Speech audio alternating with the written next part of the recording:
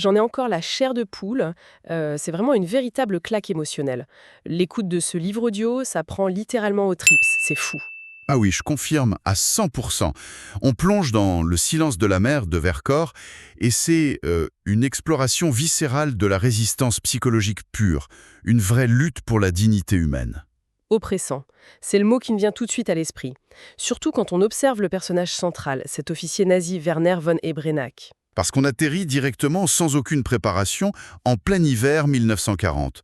Les bottes de l'ennemi franchissent le seuil et bam, il s'installe au coin du feu d'une famille française. Et là, on frappe à un paradoxe massif.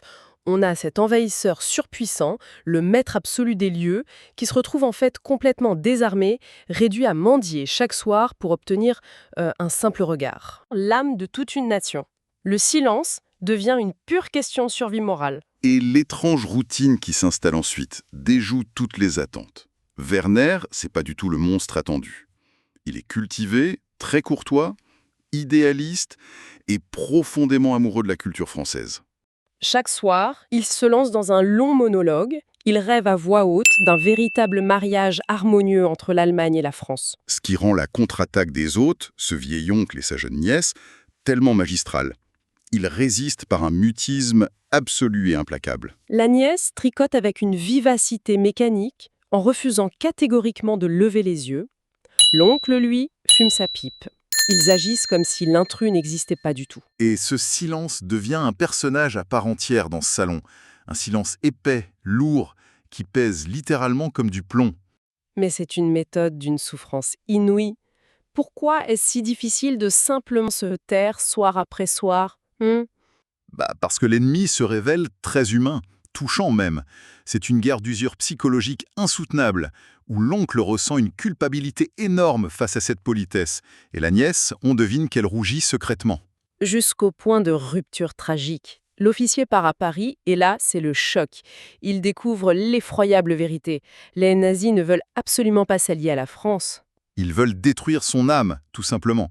Ses illusions s'effondrent totalement, et quand il revient dans cette maison de province, ce n'est plus que l'ombre de lui-même. Le décor final est d'une intensité folle.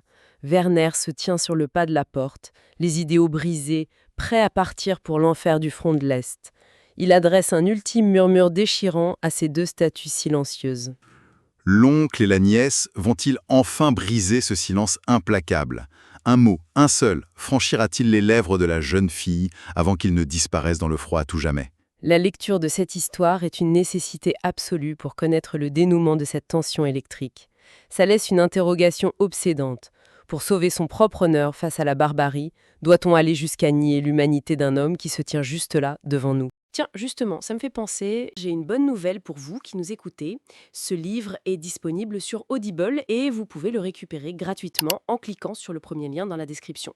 L'idée, c'est vraiment des narrations très immersives. Une narration professionnelle, bien incarnée, ça change absolument tout. La personne ne fait pas que lire, elle interprète, elle donne vie au texte. Ah tiens, super, en plus de la vidéo, il y a un livre audio. Si on veut juste le livre, le lien pour récupérer votre livre audio se trouve dans la description de la vidéo. Si vous avez apprécié le contenu, n'hésitez pas à laisser un petit pouce en l'air et à vous abonner à notre chaîne YouTube pour ne rien manquer des prochaines vidéos.